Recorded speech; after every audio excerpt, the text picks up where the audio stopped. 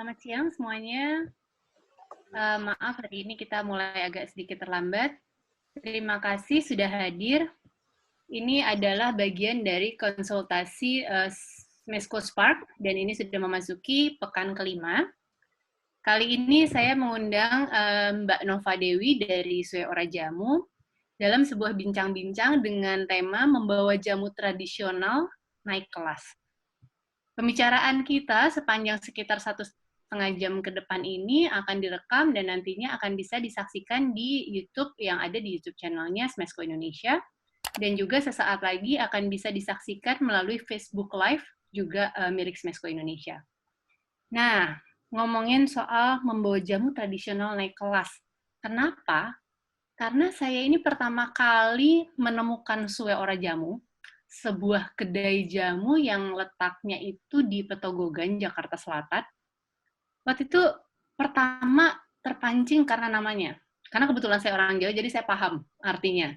Sue Ora Jamu. Udah lama nih nggak minum jamu. Terus biasanya kan kita lihat kalau warung jamu tuh tidak pernah ada yang sebegitu menariknya. Kecuali kita benar-benar suka sama jamu. Akhirnya saya datang ke tempat itu karena tempatnya itu bentuknya benar-benar apa ya, nyaman. Dari bata-bata, terus sangat homey gitu. Akhirnya saya datang dan saya melihat bagaimana Sue Ora Jamu ini mengemas semuanya tidak berlebihan, tidak jadi terlalu modern, tapi sesuatu yang baru untuk Jakarta. Selamat siang Mbak Nova. Halo, selamat siang.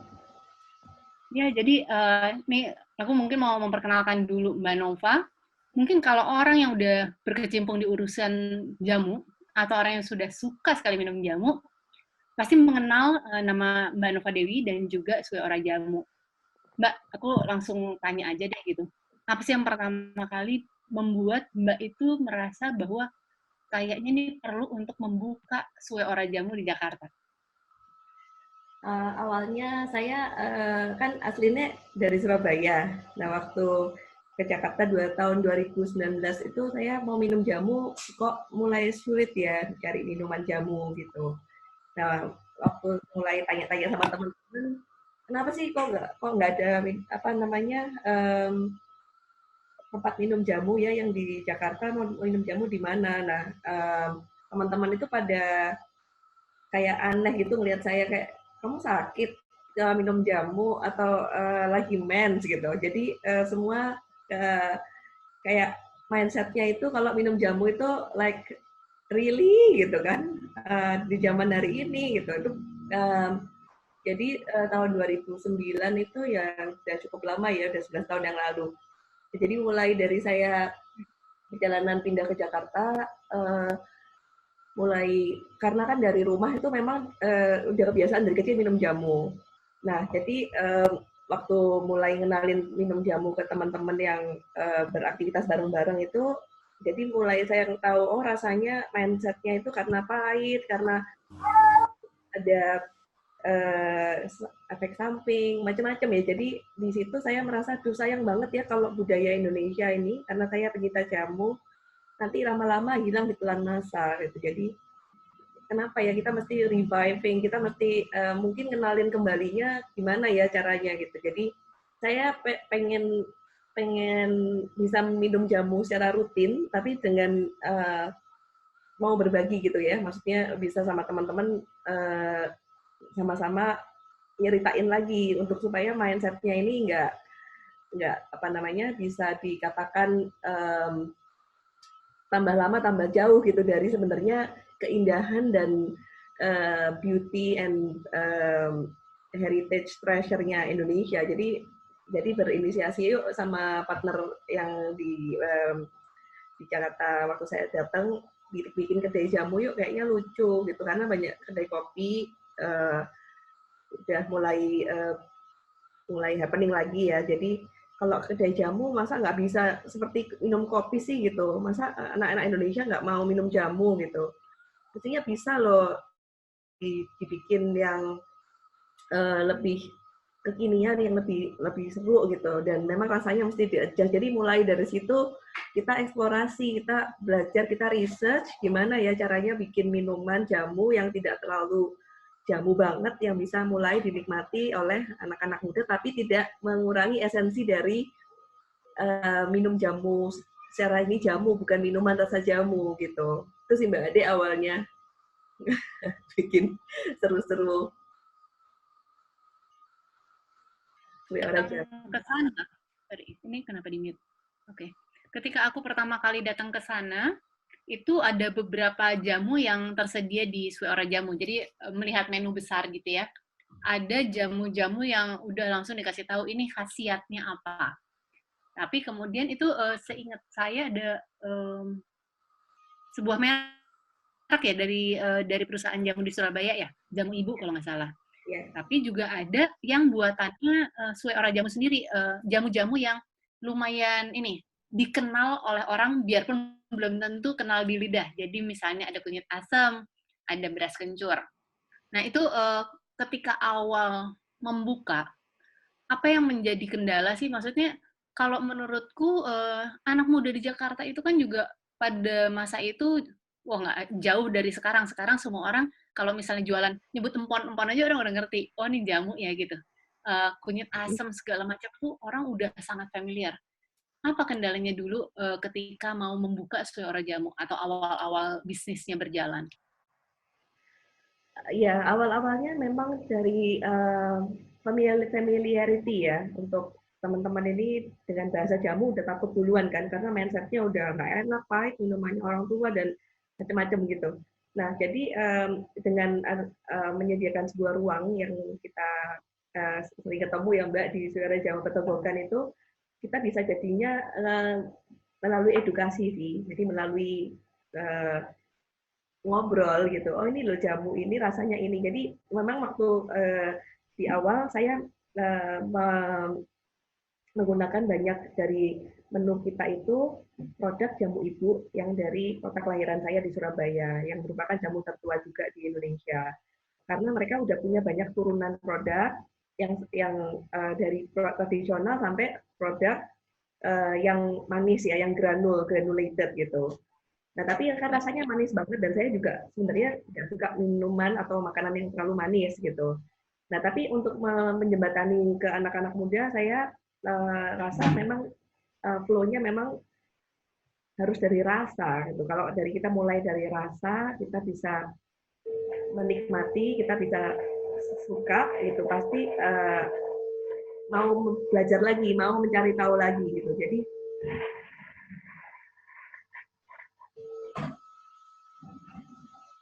nah ketika membuat racikan atau yang saya sebutin house blend itu juga di awal juga mungkin kalau yang mengikuti perjalanan Suara Jamu, saya juga buatnya juga rasanya di awal lebih manis daripada dibandingkan dengan sekarang. Karena saya pengen ya ini journey ya gitu, bahwa ini kan jamu itu kan kayak saya memposisikan saya itu ingin buat jamu tuh tetap bisa punya journey juga gitu sampai hari ini. Tapi mungkin karena eranya udah different, kita ada semuanya udah era digital, semuanya udah lebih praktis dengan home delivery. Jadi gimana tetap Mbak Jamu ini bisa berkarya dan keluarganya juga bisa masih bangga gitu loh dengan profesi Mbak Jamu, jualan jamu bukan yang sesuatu yang malu. Terus harganya kan kalau misalnya kita lihat memang beli jamu di pasar sama beli jamu di kemasan dalam botol, botolnya plastik atau botolnya kaca, semuanya ini kan jadi satu pembelajaran baru ya, eksplorasi baru mengenai jamu. Dan saya rasa perlu digelitik sih market ini juga ya, pasar di terutama anak-anak muda, bahwa banyak loh yang bisa dieksplor di Indonesia, produk kita keren, Indonesia keren, nggak cuman kopi. Jadi edukasi-edukasi yang ini Mbak, yang memang waktu itu selalu dengan gencar ya, dengan workshop, dengan ikutin event, dengan nunjukin semua ini, lo bikin kunyit asam ini bahannya dijentrengin semuanya, ini bahannya ini. Jadi lihat keindahannya empon-empon yang dulu kan ya gak ngerti ya ngomongin empon-empon, empu-empu atau biang-biang gitu ya. Kalau orang Jawa udah paham, tapi di Jakarta yang jelasin ini ibu kunyit, ini bedanya temulawak sama bedanya misalnya di kunyit gitu kan.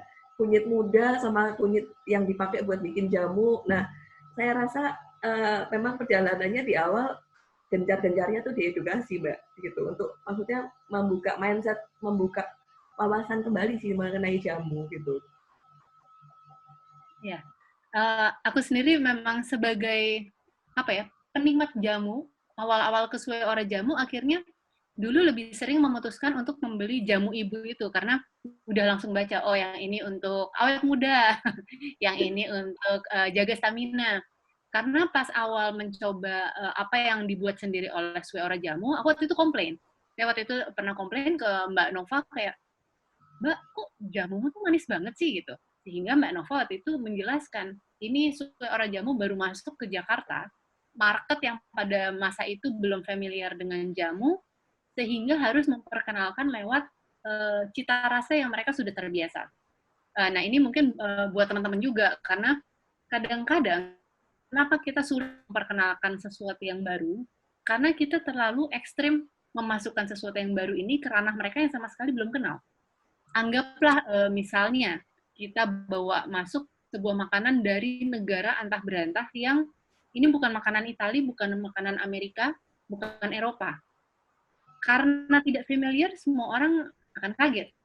Tapi ketika dimasukkan lewat unsur sesuatu yang mereka sudah kenal, itu jadinya mereka akan lebih mudah untuk menerima. Nah, lanjut lagi ya Mbak Nova, aku sendiri melihat Sue Ora Jamu ini kan juga membentuk komunitas. Sehingga si tempat Sue Ora Jamu ini sendiri bukan lagi hanya sekedar tempat duduk-duduk nongkrong minum jamu, tapi juga sering mengadakan workshop, dan workshopnya sendiri juga tidak melulu terkait membuat jamu. Saya melihat kadang-kadang kayak, oh ada bikin craft, kelas buat anak-anak, entah mungkin kelas masak juga kalau nggak salah ada gitu. Tapi berbagai kegiatan dilakukan Mbak Nova di Suara Jamu. Apakah ini juga merupakan bentuk untuk secara pelan-pelan meracuni orang untuk suka jamu? Iya sih Mbak, salah satunya sih memang melalui kegiatan-kegiatan yang seru-seru ya. Maksudnya tetap tema besarnya belajar. Toh kita setiap hari harus belajar sesuatu yang baru. Nah, jadi memberi ruang juga buat teman-teman yang memang punya skill dan talent untuk sama-sama waktu itu bikin kegiatan kayak shibori, terus juga memasak juga ada kerjasama dengan beberapa teman ya. Mungkin yang lebih banyak itu kayak lebih ke Krea Nusantara kayak membatik waktu itu, terus bikin apa clay, pokoknya pernak-pernik yang bisa yang dihubungkan dengan Indonesia. Nah itu memang upaya sama-sama sih, karena memang untuk kita mau mengajak minum jamu lagi ini nggak bisa sendiri ya, maksudnya Suara Jamu itu nggak bisa sendiri. Jadi kita memang selalu harus, apalagi jamu ini kan budaya Indonesia ya, jadi harus bergandengan tangan dengan banyak orang, dengan banyak UKM, pengusaha-pengusaha jamu mulai dari penanam bahan bakunya sampai yang sudah memproduksi jamunya dari yang skala kecil sampai besar, dan juga tentunya dengan dukungan pemerintah ya. Jadi kita bisa melestariin dan menjadikan jamu ini sesuatu yang memang kita banggakan. Mau ini bagus banget, arifan lokal Indonesia dan khasiatnya banyak, dan kita punya bahan-bahan ini sangat beruntung banget ya Mbak Ade, karena kan kita punya bahan dari Sabang sampai Merauke yang belum dieksplor. Ngomongin tentang cerita rempah gitu ya, kalau bisa ngintip di Instagram misalnya kayak jalur rempah gitu atau negeri rempah, bagus banget, dan kita bisa lihat Indonesia tuh sangat terberkati, is a blessing for us to have thousands of plants and species untuk obat-obatan yang alami gitu. Nah jadi kita kok jadinya jangan kita ingin, jangan ketinggalan loh, nanti ini kita diakuin sama Malaysia baru kita bingung, wah jamunya diakuin Malaysia padahal ini jamunya kita, wah gitu. Ya jadi perjalanannya tuh sempat ya saya juga ngikutin ada pengakuan jamu Malaysia, jamu Singapura gitu. Ya karena kita jadi dari satu rumpun ya, dari satu benang merah gitu. Dan banyak sih yang bisa dieksplor, saya rasa dengan mengajak komunitas ini bisa ya kita bisa berbagi energi gitu, bahwa banyak loh yang bisa kita lakukan, bisa berkolaborasi jamu dengan kopi, jamu dengan food gitu kan, macam-macam gitu. Jadi tidak menutup sebenarnya cuman mindsetnya itu jamu, tapi banyak jamu aja banyak banget ya Mbak, bisa dieksplor dari beberapa level, beberapa proses bahan baku juga. Jadi mau mendalami sampai gimana pun, saya rasa akan jadi menarik sih ya untuk dibawa ke sana. Ya. Nah, sekarang kita mulai masuk ngobrolin tentang jamunya itu sendiri. Kalau jamu yang saya bilang populer tadi ya, yang populer itu ada beras kencur dan kunyit asam, padahal ternyata jamu itu begitu luasnya. Saya sendiri baru membaca buku tentang jamu, bahkan jamu itu tidak hanya untuk diminum, ya kan ya? Ada jamu yang ditempel di kening, ada jamu yang untuk ditempel di perut, biasanya untuk orang habis lahiran. Ada juga parem, dan lain-lain itu juga bentuk jamu yang berbeda gitu kan. Mungkin Mbak Nova bisa cerita tentang keunikan-keunikan jamu yang mungkin teman-teman lain jadi bisa tahu dan dapat ilmu baru. Jadi memang banyak ya aplikasinya dari jamu. Kalau kita balik lagi menelusuri sejarah dan cikal bakal jamu itu, kita bisa melihat dari Candi Borobudur relief di satu relief Candi Borobudur itu ada skenario scene itu minum jamu gitu ya. Jadi kita bisa melihat bahwa budaya minum jamu ini sudah sangat tua sekali. Dan kalau dari sejarah Indonesia, jamu itu dari mana? Dari Solo, dari desa, dari Klaten ya, dari desa Nguter yang dimana banyak sekali penjual jamu, sampai memang ini adalah royalty drink ya, yang dulunya in the past gitu. Karena kekuatan rempah dan khasiatnya ini salah satunya kan untuk kecantikan putri-putri di keraton, dan juga untuk stamina raja-raja, putra-putra, pangeran-pangeran di keraton. Nah, semuanya dihubungkan dengan ritual. Nah, apa sih yang memang dulu tuh dieksplor, nggak cuman ya semuanya, kita pernak-perniknya yang kita pakai untuk membuat ini ya dari alam gitu. Tinggal metik-metik dari alam pekarangan rumah. Jadi karena kita punya namanya taman toga ya, tanaman obat keluarga, yang udah turun-temurun juga sebenarnya selalu harusnya ada di pekarangannya seluruh rumah-rumah Indonesia. Jadi untuk pengaplikasiannya kayak yang paling penting kita di rumah itu pasti, kalau empon-empon yang pasti kita punya itu seperti kunyit, jahe, lengkuas, itu yang sudah pasti empon-empon yang kita pasti umum udah punya. Jahe, kunyit, lengkuas, 3 utama. Terus kalau ngomongin biji-bijian itu kita pasti punya ketumbar, lada, ya kan? Terus sama kayak kapulaga, cengkeh, semua racikan-racikan yang rempah-rempah itu buat memasak. Terus daun-daunan pasti kita punya daun salam. Nah, semuanya ini kalau misalnya kita ngomongin rempah, terus kita karbonya kita itu kan, makanan pokoknya kita tuh kan kalau di Jawa ya, itu kan pakai beras. Nah, beras ini juga fungsinya bagus sebenarnya untuk pendingin gitu, untuk aplikator macam-macam. Jadi dipakailah beras ini, kandungannya kayak kulit arinya katul itu bagus banget gitu. Jadi nggak ada yang dibuang. Jadi sebenarnya konsepnya jamu itu zero waste. Apapun yang kita proses dari kulit sampai nanti udah di ampasnya itu masih bisa diolah lagi. Nah, sehingga yang dipakai itu jadi untuk kayak rendeman kaki gitu. Jadi juga untuk first aid kit atau P3K di rumah. Ya, jadi kalau ngomongin daun-daun tadi pasti ada daun salam, daun jambu, daun jeruk. Itu yang paling gampang ya ditanam. Terus ada kalau batang-batangan tuh yang paling pasti ada di rumah itu serai, pandan, daun-daun yang mungkin dipakai itu ya kayak daun ketumbar. Itu tinggal perlu gitu ya, ngambil fresh, diulek, diuleni gitu sama berasnya, terus udah dimasukin buat dimasukin ke mungkin kayak kain gitu kan untuk peresan. Kalau untuk kayak misalnya kita untuk anak kita sakit panas misalnya, kita marutnya kunyit gitu. Kencur belum tentu ada ya di rumah, tapi tanaman itu pasti kayak oh ambil dulu kencur gitu. Tapi kan kita juga udah nggak melakukan seperti itu ya, tinggal beli di pasar ya, sekarang banyak sekali gitu, apalagi dengan di masa COVID-19 ini semua juga semakin available gitu kan di pasar tradisional pun. Nah jadi misalnya kalau sakit panas ya yang dipakai laos atau lengkuas diparut sama kunyit dan dikasihin jahe, udah diperesin, di aplikasi diperes di 1 sendok teh atau 1 sendok makan buat pengobatan pertama gitu. Selain nanti setelah parutannya itu sudah bisa dituang lagi jadi wedang gitu.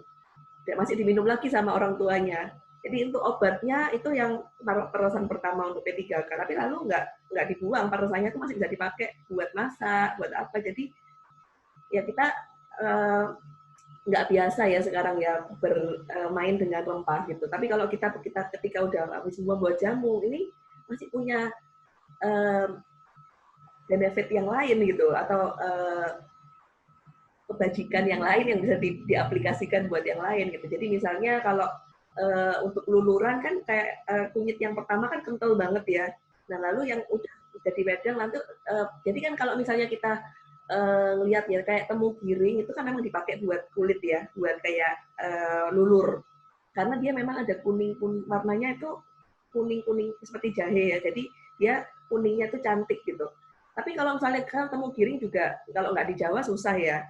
Nah pakainya ya kunyit yang sudah, kalau misalnya mau agak dibikin yang kayak luluran agak kuning-kuning rasa, ya pakai kunyit. Jadi semua ini harus meracik dengan rasa, dengan rosol, dengan tangan, dengan ini namanya handcrafting gitu loh.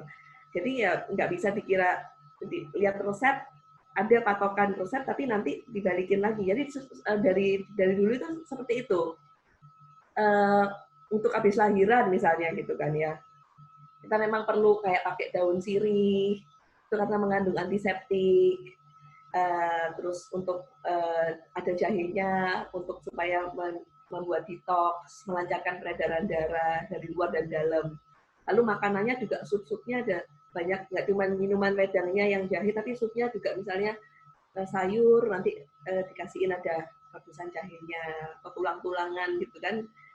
Itu bagus banget. Jadi aplikasinya dari secara holistik, dari makanan sampai aplikasi ke kulit, sampai yang esensi utamanya itu minum jamunya.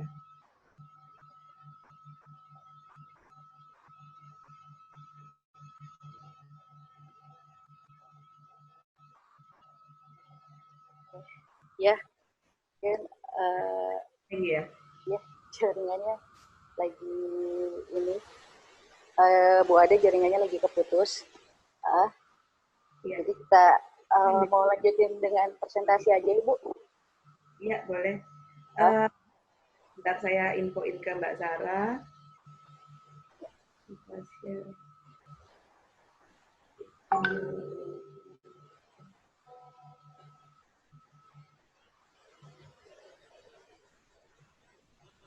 Mungkin buat teman-teman yang ingin bertanya nanti bisa tulis di kolom chatnya untuk pertanyaan-pertanyaan, nanti kita bacakan dan dijawab dengan Ibu Nova.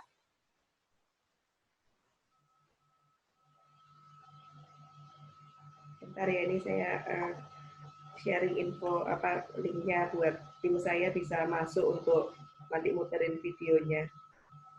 Boleh. Atau kita mau paparan dulu Ibu? Oh, boleh. Ini saya. Ya.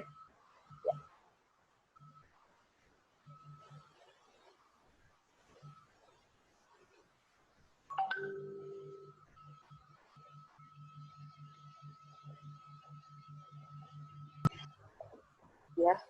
Ibu Nova, silakan.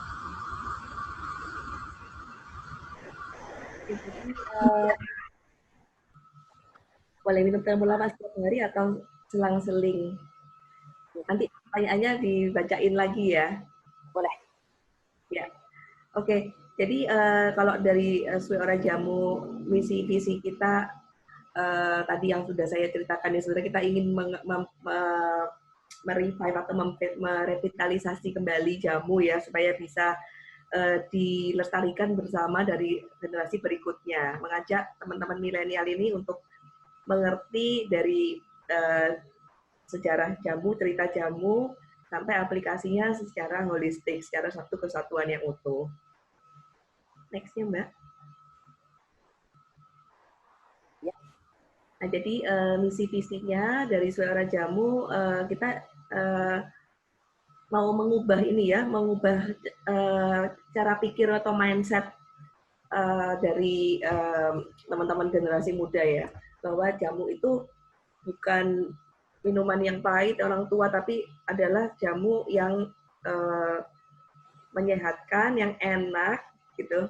Jadi ingin mengajak minum jamu itu sebagai lifestyle, sebagai bagian dari kehidupan sehari-hari ya, minum air, minum kopi, minum teh, minum jamu gitu.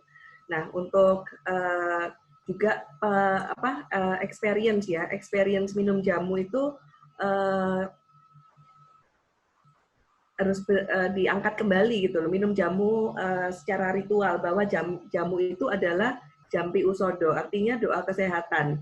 Nah, sehingga kita untuk meminum atau mengkonsumsi jamu, kita harus menjalani suatu pengalaman ya, untuk bisa kita menikmatinya itu dari rasa, tahu bahannya, dan sensasi dan efeknya. Jadi ini memang mesti kita ingin bedah, kita ingin mengajak teman-teman yang menikmati jamu itu bisa menjalani experience-nya dengan seutuhnya. Dan saya tahun 2010 itu saya percaya bahwa di tahun sampai hari ini ya akan menjadi future trend gitu, bahwa nanti suatu hari jamu ini akan jadi bisa dipercaya kembali ya oleh teman-teman, oleh generasi muda dan untuk seluruh Indonesia untuk menyehatkan, menjaga stamina sehari-hari. Jadi saya yakin yang dijual oleh Mbok Jamu dengan harga yang mungkin tidak bisa dihargai, sekarang harus kita angkat gitu ya, untuk bisa mempunyai business value gitu. Jadi itu sih misinya dari Suara Jamu yang kita percaya di tahun 2010, mempertemukan satu kesatuan dari penanam sampai teman-teman yang pencinta dan bisa mengkonsumsi jamu. Next, Mbak. Jadi kalau kita lihat tadi saya sudah cerita sedikit ya, bahwa sejarah jamu itu kita bisa ngelihat di Andi Borobudur. Jadi nanti teman-teman juga bisa cek ini ya, buku cerita jamu juga ini bisa dibeli di Tokopedia atau di Suara Jamu. Mungkin jadi bisa lebih kenal lagi tentang jamu. Ceritanya selain ada artikel-artikel atau buku-buku referensi yang lain juga, bahwa turun-temurun dipakai untuk menjaga kesehatan, menjaga kecantikan, dan untuk stamina. Next. Nah, jadi memang perjalanan dari tahun 2010 sampai hari ini kita banyak ya mengeksplorasi untuk gimana sih jamu itu bisa naik kelas, jamu itu bisa mempunyai suatu nilai gitu ya. Yang kita bisa banggakan itu dari research and development yang kita lakukan di Suara Jamu. Jadi dari sisi produknya, bahan bakunya harus seperti apa, kemasannya seperti apa, desainnya seperti apa, tokonya seperti apa gitu. Terus menu-menunya, rasanya, community yang harus kita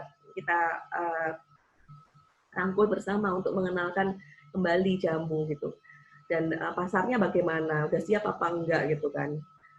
Dari sisi bisnisnya, apakah ada makanannya, edukasi, terus tentunya juga finance ya, keuangan ya, karena kan memang kalau berjualan ini balik lagi kita adalah kan memang harus mengelola keuangan. Jadi balik lagi kita banyak ya dari membuat suatu perjalanan yang kita percaya ya, kita memang harus siapkan dari semua aspeknya. Next, Mbak Ella.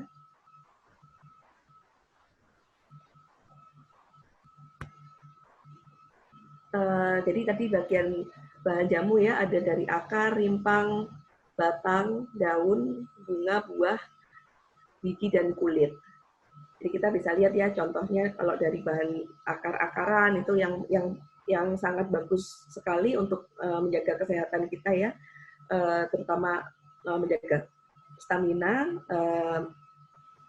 dan keseimbangan dalam tubuh itu dari akar alang-alang. Itu gampang banget ya, bisa dibeli sekarang di pasar, di supermarket juga banyak. Kita bisa pakai akar manis.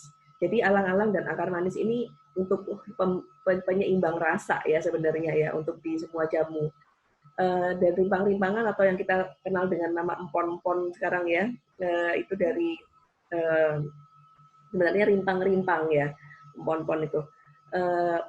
Banyak ya yang bisa kita eksplor, nggak hanya kunyit jahe, temulawak, kencur, lempuyang, laos, ada temu piring, ada temu putih, ada temu mangga, masih banyak lagi.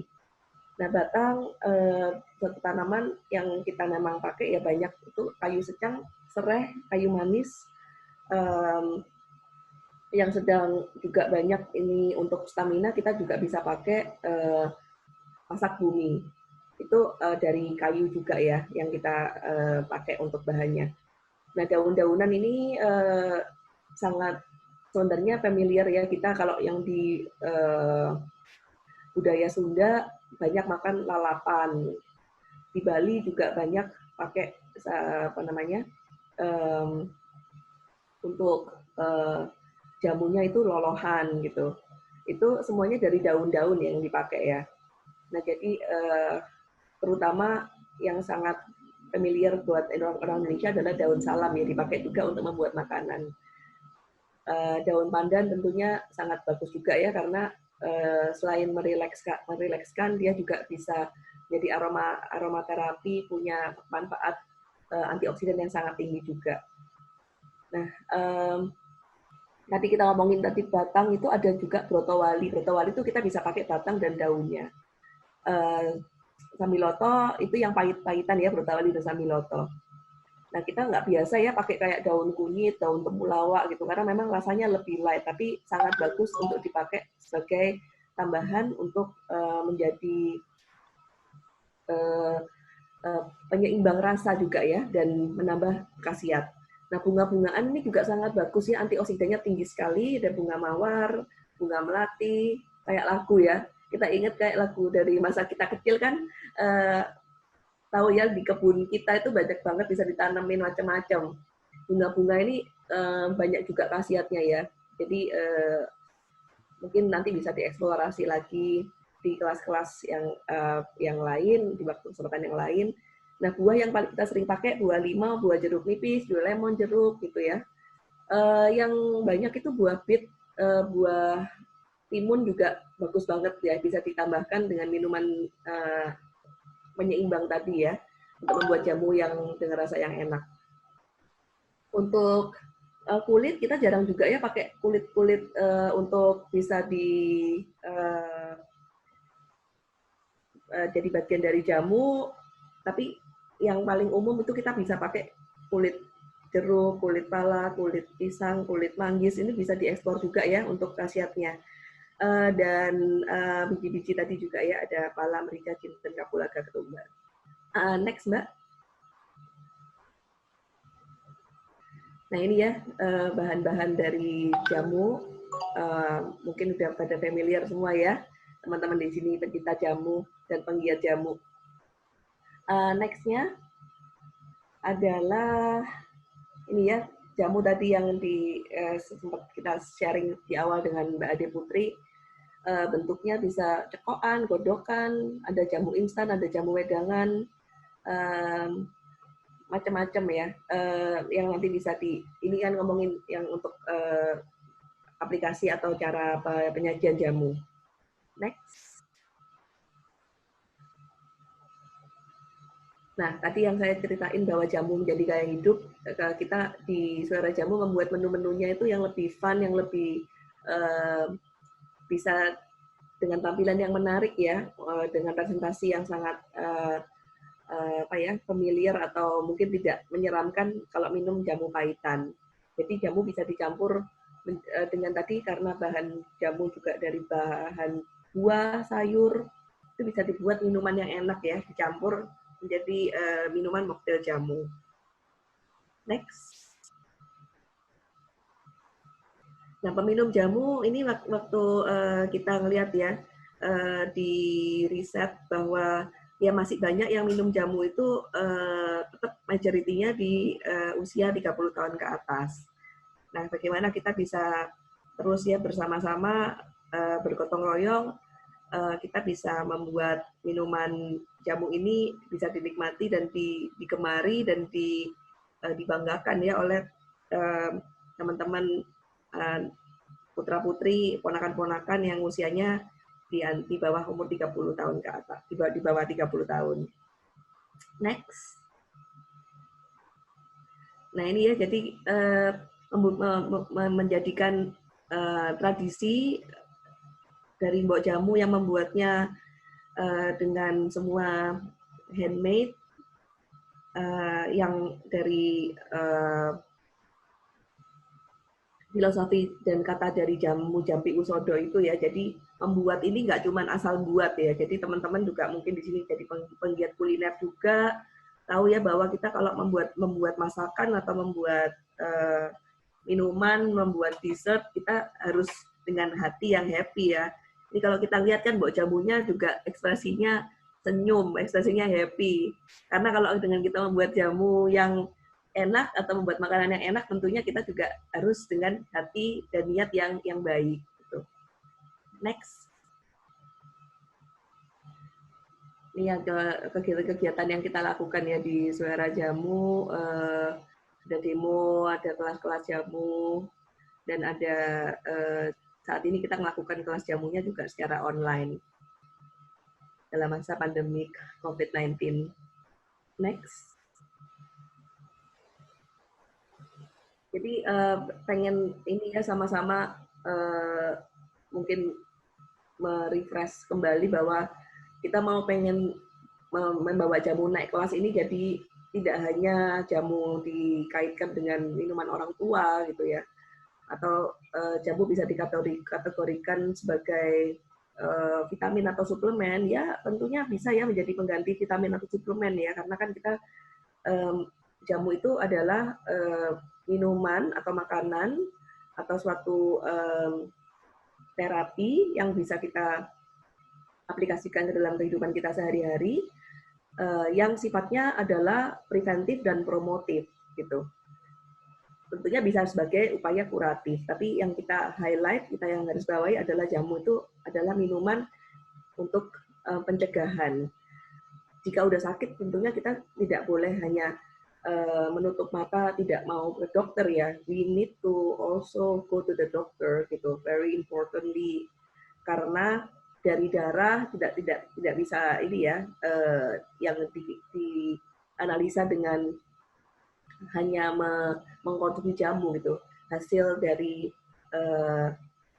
sebenarnya kesehatan tubuh kita itu bisa dilihat dan dianalisa dari kesehatan medical, yaitu dari darah kita. Nah, jadi tentunya minum jamu ya harus siap bahwa jamu itu ya pahit gitu, kalau apalagi jamu sebagai obat ya.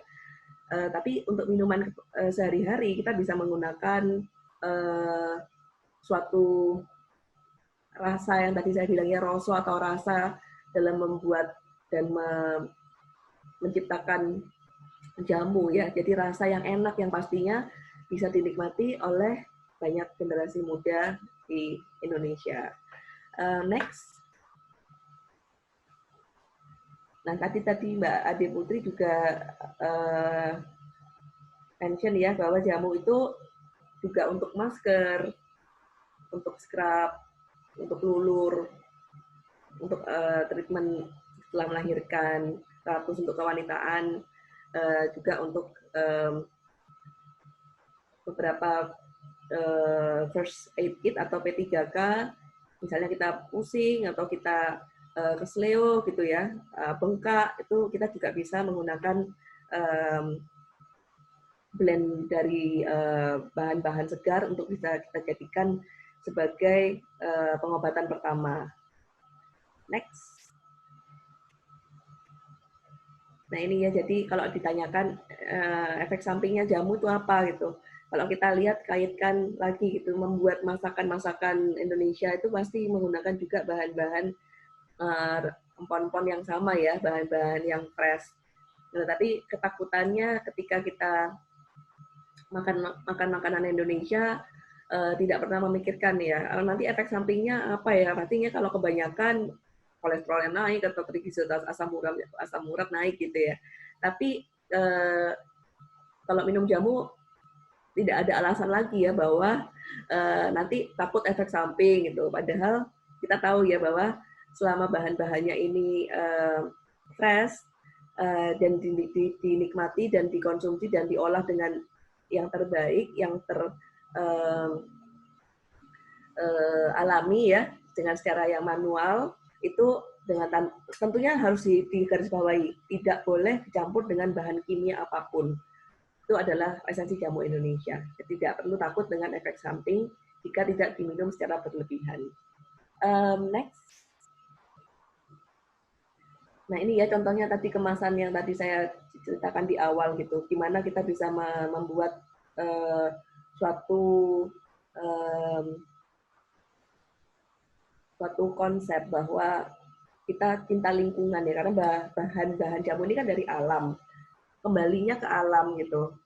Jadi gimana kita bisa merecycle, membuat dari konseptual dari aplikasi dan eksekusi ini bisa dengan zero waste. Jadi bahannya sudah natural, penyimpanannya pun di botol kaca bisa dengan proses yang sangat higienis dengan mensteril botolnya, sampai penyimpanannya pun juga bisa lebih lama karena tidak ada kemungkinan untuk produk untuk basi dengan adanya reaksi kimia, biologi atau fisika jika disimpan dan ditreat dengan baik gitu ya. Warna-warnanya saya ingin juga mengajak teman-teman untuk bisa mengeksplorasi warna-warna natural ya, sebenarnya kayak dari Rosella ini semua warna-warna yang natural, warna telang gitu. Dan kita kalau melihat memang warnanya cantik sekali ya, bisa beraneka ragam.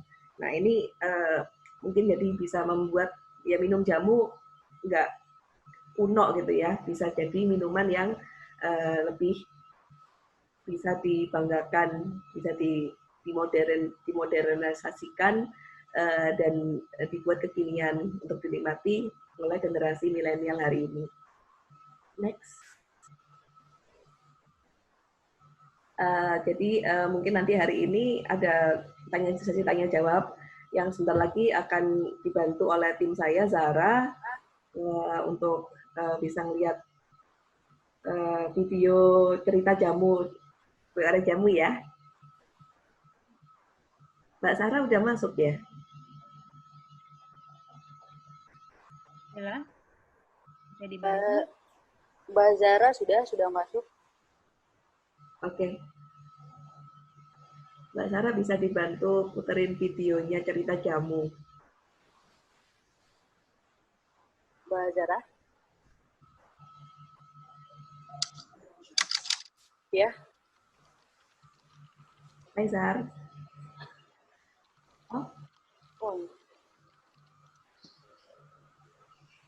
Oh, bisa di-unmute? Oh ya, halo. Ya, akhirnya bisa. Sebentar ya, saya share dulu. Masih belum bisa screen sharing. Bisa screen sharing ya Mbak Della? Sudah. Dikasih jadi co-host.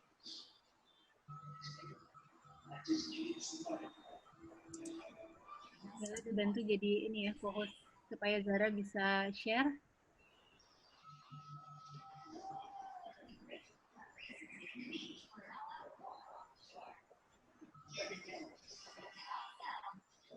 Bella bisa? Rifki, ini yang bisa share-nya dari hostnya. Adalah bantu hubungi Rifki untuk sementara saya teruskan dulu sambil menanti Mbak Zara bisa terkonek sebagai co-host ya. Terima kasih aku sudah hadir kembali, tadi sempat terputus koneksinya. Oke, kita udah punya pertanyaan banyak banget. Ini nanti Mbak Zara kalau udah bisa share langsung share aja ya, aku bisa dipotong. Ini pertanyaannya luar biasa banyak, tapi mungkin kita nyicil ya. Ini ada beberapa pertanyaan yang serupa. Salah satunya adalah tentang kapan waktu yang tepat untuk minum jamu. Apakah sebelum atau sesudah makan? Terus juga gimana nih mengkonsumsi jamu di bulan puasa? Waktu yang terbaiknya kapan, Mbak? Oke. Nah, jadi bagi teman-teman yang memang pemula dan belum terbiasa minum jamu, dan terutama teman-teman yang jarang makan sayur mayur, kita anjurkan untuk mengkonsumsi jamunya itu setelah makan. Nah, tapi ketika udah setelah makan pagi atau setelah makan siang atau makan sore, jadi waktunya itu sebenarnya bisa dipilih, asal minum jamu itu kan harus rutin ya. Jadi misalnya kita mau minum jamunya seminggu sekali, berarti ya seminggu sekali mesti rutin, misalnya per hari Senin ya per Senin gitu. Jadi we are committed to the sequence of consuming the jamu. Kalau misalnya kita mau lihat dari teman-teman yang sudah terbiasa minum jamu, karena kan balik lagi ini kan kita pengen jamunya maksimal ya diserap oleh tubuh dan bisa nggak cuma minum jamu terus ya udah gleduk-gleduk terus kita nggak dapat khasiatnya ya. Kita kan kepengen badan kita juga bisa dilatih untuk bisa menerima, apalagi kalau kebiasaannya mengkonsumsi bahan-bahan yang tidak alami. Nah, ini badan kita mesti terlatih dulu gitu. Dibalikan lagi ke detox dulu gitu. Nah, untuk jika pada saat puasa, yang terbaiknya itu minum jamunya pada saat setelah kita tarawih ya mungkin ya. Jadi dikasihin telat waktu, jadi badan kita kan perlu asupan yang lain dulu yang lebih penting. Ya misalnya buka dengan air. Jadi kita minum jamu itu menjadi komplementerinya, menjadi pendampingnya gitu. Untuk waktunya, misalnya untuk sebelum kita mulai puasa, juga di pagi hari, waktu sahur juga bisa ya. Jadi di saat bersama-sama dengan pada saat sahur. Jadi mungkin bisa menjawab pertanyaannya yang itu ya, yang disampaikan. Oke. Terus ini ada pertanyaan yang juga menarik, Mbak. Kunyit asam itu kan rasanya asam. Nah, ini ada dari Mas Andre Hyung. Pengalaman saya jadinya nggak ramah lambung. Menurut Mbak Nova bagaimana? Pengalamannya kenapa, Mbak? Nggak ramah lambung, karena kunyit asam itu rasanya ada asamnya. Jadi kondisinya ada sakit lambung atau nggak ramah lambung itu agak general ya. Jadi mungkin kalau misalnya dengan kondisi yang memang punya GERD atau punya kondisi asam lambung yang tinggi, memang tentunya nggak dianjurkan ya untuk minum asam yang kunyit asam yang terlalu asam gitu. Karena kan kunyit asam juga macam-macam ya, dibuatnya seperti apa, pakai bahannya seperti apa gitu. Asidnya kalau misalnya tinggi yang tidak natural pastinya tidak ramah untuk lambung. Tapi ketika bahannya ini semuanya alami, itu kita tidak perlu khawatir sebenarnya ya. Karena kunyit ini pun akan melapisi lambung kita untuk menetralkan si asam gitu. Nah, untuk misalnya kalau misalnya kita pas minum kepingin minum asam jawa atau kunyit asam tapi khawatir, bisa ditambahkan garam kalau ada asam lambung ya. Jadi ditambahkan aja, misalnya diicipin kan kita bisa ngerasain, wah ini terlalu asam nih buat saya, lambung saya nggak kuat. Nah, caranya ditambahkan garam. Oke. Ya, jadi itu bisa membuat itu kunyit asamnya lebih mild jadinya.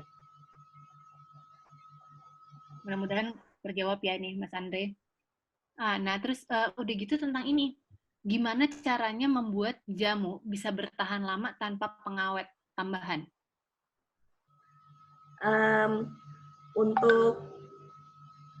Balik lagi tadi yang saya cerita di awal pada saat kita bincang-bincang, untuk pembuatan dan pengemasan jamu, baiknya sih kita memang pakai botolnya kayak botol kaca ya. Jadi dengan tahan lamanya melalui proses. Sebenarnya proses teknologi pangan jika menggunakan bahan plastik misalnya, itu ada teknologi namanya high pressure. Itu bisa membuat bakteri kan yang membuat suatu produk atau jamu kita itu rusak kan karena ada tadi yang 3 reaksi ya, reaksi kimia, reaksi biologi, atau reaksi fisika. Nah, ketika suatu produk itu di pressure dengan tinggi gitu ya, misalnya di botol plastik, kalau nggak pakai pengawet ya masih bisa, tapi dengan teknologi, dan teknologi ini mahal sekali. Ketika di namanya high pressure process, itu jadi bakterinya itu kayak ibaratnya kita nyelam gitu ya, di bawah dasar itu kan pressure-nya tinggi sekali gitu. Nah, mesin untuk pengolahan akhir finalnya setelah jadi produk itu ada, tapi sangat mahal gitu teknologinya. Nah, untuk yang botol yang saat ini yang kita bisa lakukan yaitu dengan botol kaca ya. Kalau dengan botol kaca kita bisa mengextend atau namanya ESL, Extended Shelf Life, di mana jika meminimalisasi bakteri di dalam kandungan botol kacanya, itu dengan cara mensterilkan sebelum kita panas diisikan, karena harus hot fill ya, begitu masak tidak terlalu lama ya, karena kan tidak mau kehilangan minyak atsiria yang ada di dalam kandungan si limpang-limpang dan akar ini, dimasukkan itu juga harus dengan panas dan ditutup. Dan ditutup, kalau tidak dibuka lagi dia bisa tahan dengan di suhu kulkas pastinya lebih, jadi reaksi fisika ya, kalau dengan di dalam suhu tertentu dia bisa lebih panjang juga gitu. Jadi kalau semakin dingin dan stabil itu bisa panjang life-nya, bisa tahan sampai 6 bulan. Nah, tapi proses ini kan beda-beda ya setiap UKM yang akan melakukan proses ini ya, kecuali kalau udah pabrikan yang sangat dan punya teknologi dan peralatannya secara komplit ya, memang bisa punya suatu stabilisasi proses. Tapi ketika kita UKM pastinya harus disesuaikan ya, harus dicoba, memang tahu ini berapa lama bisa disimpannya dalam life-nya suatu produk yang kita buat ini berapa lama. Tapi itu sih tips-tipsnya ya yang bisa untuk membuat extended shelf life-nya produk kita. Oke. Jadi kalau untuk menentukan batas kadaluarsanya sendiri seperti apa, Mbak? Maksudnya mungkin pertanyaan ini tadi ada pertanyaan sebenarnya dari Mbak Rita, bagaimana menentukan batas kadaluarsa, tapi kita sendiri, misalnya aku membeli jamu kemasan botolan, yang sekarang udah mulai banyak nih yang jual ya. Tapi let's say misalnya dia tulis batas kadaluarsanya 3 hari gitu. Karena mungkin dia takut bagaimana setiap orang kan berbeda-beda. Ya. Tapi bagaimana aku tahu bahwa jamu ini udah off, sudah sebaiknya tidak diminum. Apakah bisa terlihat dari warna, tampilan, atau ada aroma? Kalau untuk warna akan sulit ya dilihatnya dari sisi kasat mata atau secara fisiknya. Yang paling bisa kita menjadi parameter pertama itu dari rasa. Nah, ketika kita tahu ya rasanya minum jamu, kalau off kan lidah kita ini sensory ya. Jadi kita itu kan diciptakan oleh Tuhan dengan rasa. Ketika kayak mata ada sesuatu yang mau masuk ke mata kita, kita bisa langsung merem gitu kan, secara refleks. Sama gitu dengan apa yang kita konsumsi. Kita harus bisa pinter-pinter mendeteksi ini, jadi kita nggak tahu ya 3 hari, tapi kalau disimpannya dia perjalanannya kena panas atau apa, mungkin cuma 1 hari udah akan menjadi apa sih namanya oksidasi. Nah, ketika oksidasi terjadi, dia akan menjadi ada gas yang terjadi gitu ya. Jadi akan menjadi fermentasi gitu. Karena kan bisa menjadi ada suatu reaksi kimia yang terjadi gitu, dan akan mengubah kita rasa. Jadi bukan minuman jamu misalnya, kalau diminum nggak apa-apa nggak ya, asal ketika kita melihat ada jamurnya apa enggak. Nah, ini contohnya ya, kalau misalnya satu produk, nah ini produk yang udah saya buka, dan saya biarkan, dan di atasnya ini ada seperti kayak bakterinya, ada kayak jamur. Karena kan ada gulanya, kalau ada gula itu pasti bisa bertumbuh jamur. Ya, jadi kandungan yang mengubah pH seperti gula, tingkat keasaman, air ini semua sangat sangat perlu diperhatikan ya. Terutama teman-teman sekarang kan banyak di masa COVID-19 ini saya lihat juga mulai banyak teman-teman membuat jamu di rumah. Jadi mesti hati-hati. Karena kita memang tujuannya ini kan untuk kebaikan kesehatan ya, tapi untuk penyimpanan, untuk tahu bahwa produk kita ini bisa tahan life-nya berapa lama, itu memang kan harus melalui suatu proses pembelajaran yang panjang ya. Supaya kita bisa tahu produk kita itu mampunya berapa, kuatnya berapa lama gitu. Jadi rasa Mbak Adik yang paling pertama untuk bisa kita, ya misalnya wah ini udah nggak jamu nih kok oksidasi, kok rasanya aneh, itu jangan diminum. Padahal kita food poisoning. Itu karena kita nggak tahu juga ya, yang kita harus sayang badan, sayang jaga, apalagi kita tujuannya mau jaga stamina gitu. Betul. Nah, ini ada pertanyaan dari Galaxy M20. Ini untuk ke depan, baiknya dalam bisnis jamu, kita menggunakan pendekatan untuk memberi label jamu, atau sebaiknya supaya kekinian dinamain lain, walau sebenarnya bahan-bahannya dari empon-empon. Ini saya boleh kasih tanggapan dulu ya. Kalau buat saya sih, saya pribadi sebenarnya menjual jamu itu mungkin tergantung market. Kalau sekarang jualan jamu di Jakarta itu udah menjadi sesuatu yang seksi. Sudah menjadi sesuatu yang semua orang mau coba, mau tahu. Tapi kita tidak tahu, tentunya di daerah tertentu, target market tertentu maunya sesuatu yang sangat modern. Jadi kalau mungkin diubah, terserah. Kalau Mbak Nova sendiri, tanggapannya gimana? Ya, saya setuju sih dengan Mbak Adik. Jadi kalau marketnya kita mau jualnya ke siapa gitu kan ya. Nah, marketnya ini masih bisa nggak gitu diajak untuk tetap di label jamu gitu. Tentunya itu pilihan ya, pilihan strategi pemasaran produk gitu. Tapi kalau saya sih, bagi saya jamu ini penting, harus selalu di highlight bahwa ini minuman jamu gitu. Tapi memang kadang ya tadi ya challenge-nya adalah ketika kita melabel ini jamu, ya pasti ada mindset yang tadi saya udah berbagi ya, bahwa ini minumannya takut pahit, ada ketakutan, ada kekhawatiran lah kayak gitu. Jadi nggak bisa, kita harusnya lebih ke menerimanya tuh dengan menerima jamu untuk tubuh kita ya. Kalau kita mau sehat, minumnya tuh juga dengan percaya loh. Kalau kita nggak percaya, ya badan kita juga nggak mau nerima gitu masalahnya. Karena ini sangat sangat alam dan sangat ritual loh. Itu di situ kuncinya juga. Itu jawabannya sih. Kalau saya tetap harus ada jamunya. Mungkin sekalian saya tambahkan, lagi-lagi kalau bisa menentukan target market terlebih dahulu.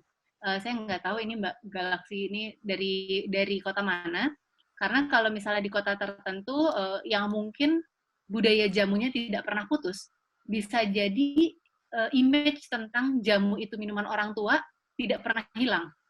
Itu tidak pernah menjadi minuman yang modern, mungkin. Tapi kalau memang mau seperti itu, nggak apa-apa kalau misalnya ngelihat anak-anak di kota tempat Mbak tinggal itu masih melihat sesuatu yang modern sebagai sesuatu yang keren, mengemas ini dengan modern mungkin. Jadi bukan jual nama jamunya, tapi nama produknya. Misalnya minuman kencur, atau dicari bahasa lain yang menarik. Lagi-lagi saya nggak tahu. Kalau Mbak Nova ini kebetulan menurut saya masuk ke Jakarta dengan positioning yang baik dan waktu yang tepat sekali untuk memperkenalkan. By the way, ini saya potong dulu sesi tanya jawabnya karena ternyata file dari Mbak Zara tadi sudah bisa diputar. Mbak Della boleh tolong dibantu?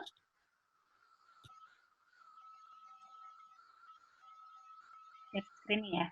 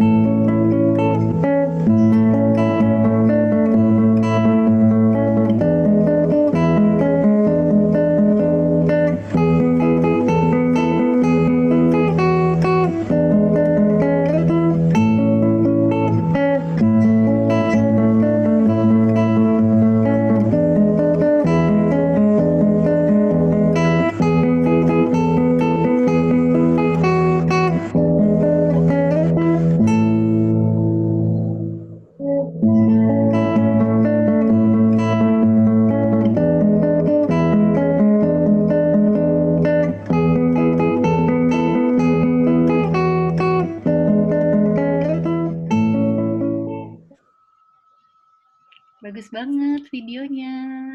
Terima kasih. Tadi sepanjang nonton saya jadi pengen ikutan nyanyi Sue Ora Jamu. Nah, tadi juga sebenarnya di video sempat dikasih lihat ada banyak sesi kelas. Dan tadi teman-teman peserta ini banyak yang menanyakan tentang, Mbak, aku nih pengen banget belajar bikin jamu. Kalau mereka pengen tahu bagaimana belajar bikin jamu dengan Mbak Nova ini, kan kalau dulu setauku ada kelas di Sue Ora Jamu.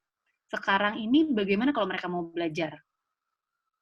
Sekarang ini kelasnya by online, Mbak Ade. Jadi ada kelas-kelas setiap hari Sabtu yang hanya private untuk 6 orang dan dilakukan by Zoom juga. Jadi kita akan kirimkan materi kitnya dan bahan-bahannya.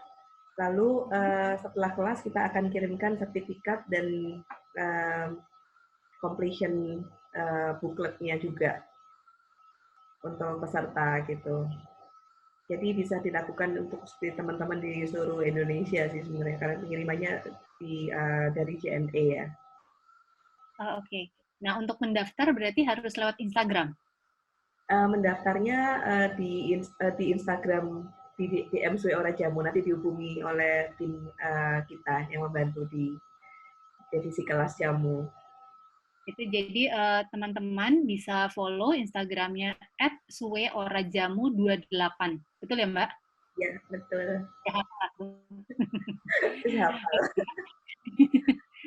Terus, nah ini ada pertanyaan yang menarik sekali dari Mas Hanggar Prasetyo. Mas Hanggar Prasetyo ini dari Rempah Rengganis di Bali. Halo Mas, ini saya buka aja ya, saya unmute ya. Kemudian halo. Ini pertanyaannya saya bacain aja ya Mas ya, nanti tinggal interaksi dengan Mbak Nova. Ini jadi nomor 1 adalah apakah bisa menjadi bagian dari jalur rempah? Jalur Rempah Nusantara ini sebenarnya juga komunitas yang berbeda lagi ya Mbak ya?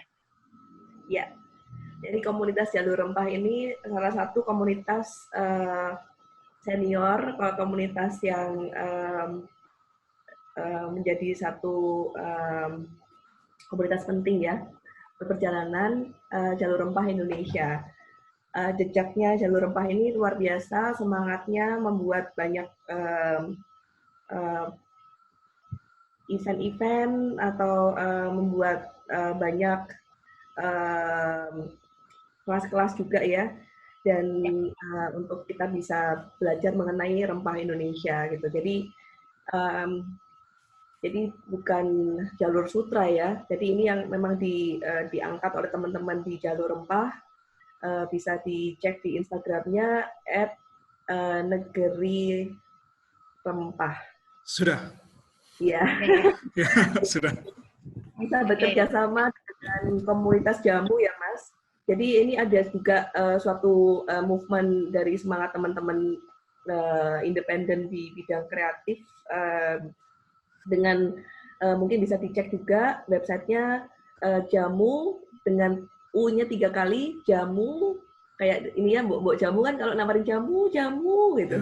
Jamu.com. Nah, di situ kita bisa juga melisting produk-produk kita di jamu.com untuk bisa dijembatani ya, bersama dengan jalur rempah. Terima kasih. Untuk kita bisa ya bersatu ya, kita bergotong royong bersama untuk membawa rempah dan jamu ini bisa internasional mungkin ya dijadikan itu memang kebanggaan kita semuanya sama-sama gitu. Identitas Produk nasional kita ya. Ya. Memang kebetulan Mbak, kita sendiri senang sekali bergelut di bidang rempah-rempah ya, kita sebut dengan jamu, dan saya sudah mampir ke tempatnya Mbak, kalau kita di Bali bilangnya Mbak itu Mbok ya, berarti ke Mbak Nova, kemudian ketemu sama Mas siapa saya lupa di sana, dan pengen ketemu sama Mbak Nova juga sekalian, ternyata Mbak Nova lagi di Surabaya pas waktu itu.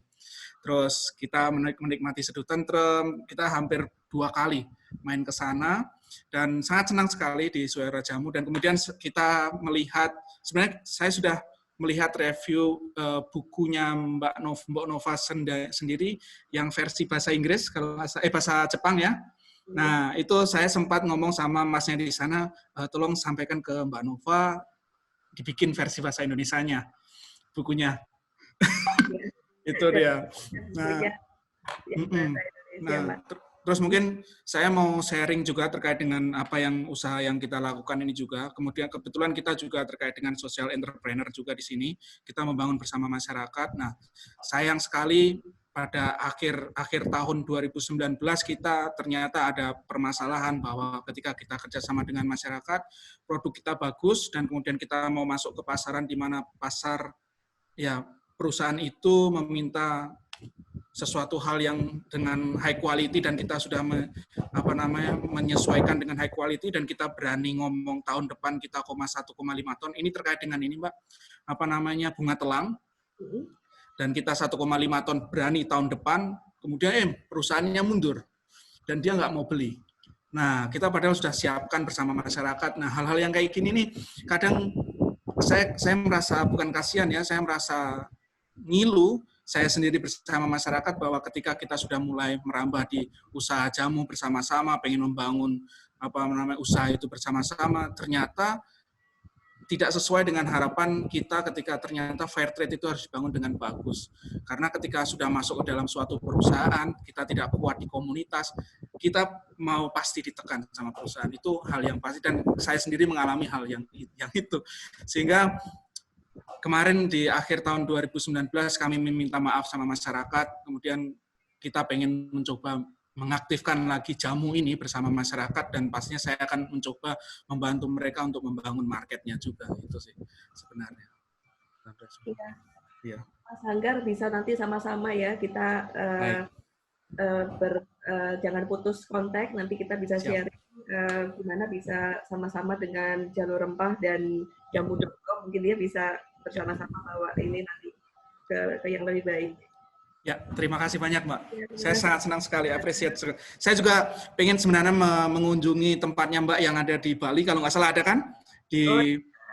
Ya, yang hanya jualan itu. Saya pengen sekali ke sana, tapi kemarin sempat ke Jakarta, saya langsung mampir ke sana saja. Oh, oke, matur suwun. Nanti kita ketemu lagi ya setelah COVID-19. Siap. Nah, ya, terima kasih. Ya, terima kasih Mas Hanggar. Terima kasih. Oke, Mbak Nova, nih pertanyaannya bertubi-tubi. Ini sekarang ada dari Mbak Ulfa dari Jawa Tengah, yang merupakan lulusan Poltekkes Surakarta jurusan jamu. Wah, ini aku baru tahu ada jurusan jamu. Yang mau ditanyakan oleh Mbak Ulfa adalah tentang dosis konsumsi jamu di suara jamu. Ini untuk anak-anak, dewasa, dan orang tua itu apakah dosisnya berbeda, Mbak? Jadi untuk yang kita sajikan di suara jamu ketika untuk anak-anak, jadi dibuatnya lebih encer gitu ya. Jadi ditambahin misalnya dengan jus buah. Jadi kan untuk penyajian di kedai itu bisa disajikannya dari botol kan dituang lagi kan, jadi ditambahkan tambahan buah-buahan gitu. Jadi lebih banyak kandungan jusnya. Dan ketika untuk dewasa, jadi ada yang memang sukanya yang strong atau yang lebih kental gitu, itu bisa pesen produknya Jamu Untukmu namanya. Jadi memang kalau yang kita buat di kemasan yang 350 yang saat ini itu memang dominannya lebih ke airnya ya. Yang kita pakai itu air reverse osmosis atau air RO, yang dimana memang kandungannya ini bisa dikatakan light ya komposisinya. Jadi kalau misalnya untuk takaran, karena memang pakai bahan-bahan yang fresh, jadi kalau misalnya pakai bahan ekstra kan pakainya itu cuma bisa di 10%-nya ya dari bahan yang fresh. Karena ketika dikeringkan dan udah diekstraksi, dia udah menjadi suatu produk yang berbeda atau namanya fitofarmaka gitu, yang dimana menjadi kayak kapsul, ekstrak, itu beda dengan yang minuman tradisional. Jadi memang mesti sangat ini ya, kita menyajikan di suara jamu itu lebih ke lifestyle, ajakan untuk bisa mengenal kembali jamu gitu.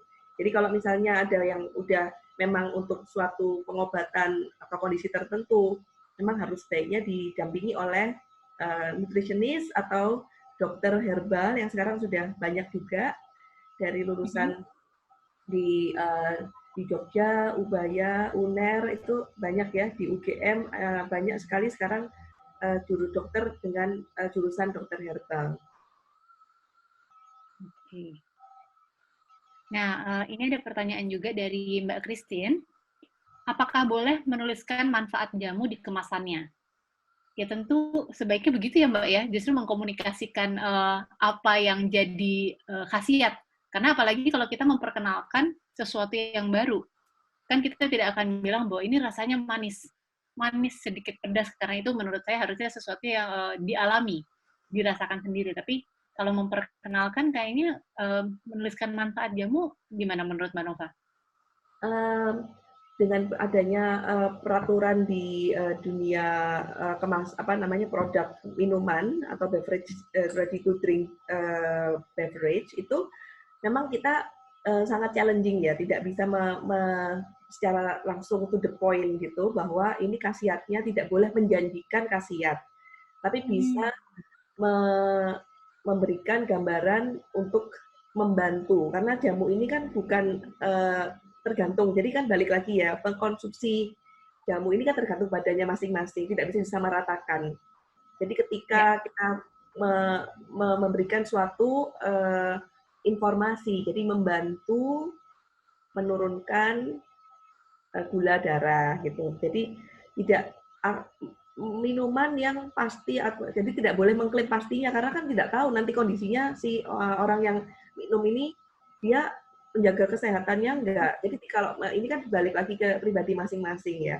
Jadi lebih ke seperti itu untuk peraturan penyebutan manfaat di Indonesia dan di luar negeri juga. Oke, tapi kalau misalnya untuk menceritakan khasiat, Mbak Nova nih tetap boleh menceritakannya misalnya lewat materi promosi yang lain seperti sosial media gitu? Ya, jadi biasanya sih lebih menceritakan ya, karena jamu ini kan dari historical, dari empiris ya, turun-temurun kearifan lokal Indonesia yang memang kita udah percaya untuk menyembuhkan atau mengurangi, membantu, meredakan berbagai penyakit yang lebih umum ya, seperti kayak di Indonesia kan kita yang pasti kayak masuk angin, batuk pilek, flu, demam, pegelinu, kolesterol itu kan maksudnya asam urat, gula gitu. Jadi itu kan yang penyakit yang umum ya. Jadi secara empiris misalnya minum air pare gitu. Jadi banyak yang bisa dieksplor untuk rempah-rempah dan bahan-bahan plant-based Indonesia. Itu kita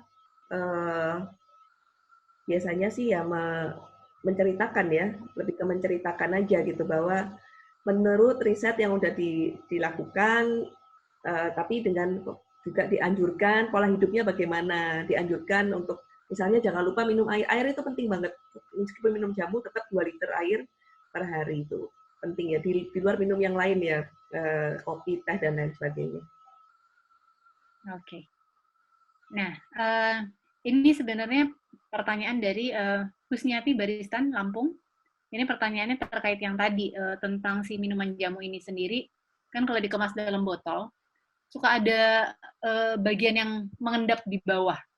Jadi pertanyaannya, apakah ini yang bikin kurang awet? Sebenarnya kalau untuk minuman jamu pasti ada endapannya ya di bawah ya.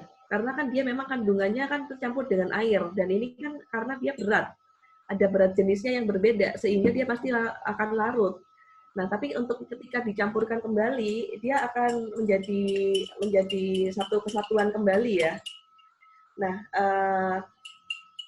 dan dikocok dengan cara yang lebih gentle ya. Jadi memang dibuat supaya dia bisa blending kembali. Kalau misalnya dari si rasa juga sama ya. Dengan adanya bawahnya itu kan rasanya lebih strong. Tapi itu bukan yang membuat jadi rusak sih. Lebih ke taste, ke rasa lagi. Gitu.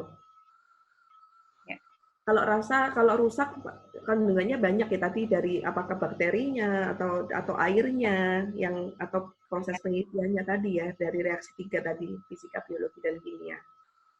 Ya, saya setuju. Tadi cuma saya yakin ini soalnya tadi pertanyaan banyak orang juga karena begitu melihat endapan, makanya sebenarnya kalau di kemasan jamu botolan, saya sendiri sering melihat ada tulisan untuk dikocok dulu sebelum diminum gitu kan supaya tercampur rata ya. Iya. Nah, ini ada pertanyaan lumayan panjang dari Jovanka. Jovanka ini pernah baca di internet, untuk konsumsi jamu tuh ada dosisnya per orang, karena setiap orang itu kan pencernaannya berbeda. Kita setuju tadi sudah dibahas tentang itu. Kemudian bagaimana mengatur dosis setiap bahan? Ada nggak sih takaran tiap bahan dalam jamu? Misalnya nih, Jovanka ini membuat air jahe serai dengan gula aren. Nah, dia sering merasakan efeknya langsung terasa panas di dada dan tenggorokan. Tapi ini sehat nggak sih? Atau ada efek sampingnya nggak, biarpun bahannya alami? Soalnya Jovanka ini minum tiap hari, tapi dia juga takut ada efek samping ke lambung atau apalah gitu. Nah, minta pencerahannya dari Mbak Nova. Oke. Untuk dosisnya itu ya, yang paling gampang itu kita tuh pakai dengan ukuran tangan ya sebenarnya. Jadi kita cara tradisional sekali ya. Jadi kalau untuk gram-graman itu biasanya nggak terlalu dipakai ya kalau kita di bumbu masakan sehari-hari ya di rumahan ya, kayak kita segenggam. Jadi segenggam itu mungkin sekitar 100 sampai 200. Jadi 20% kan, 20 kalau kita ngomongin satu liter air.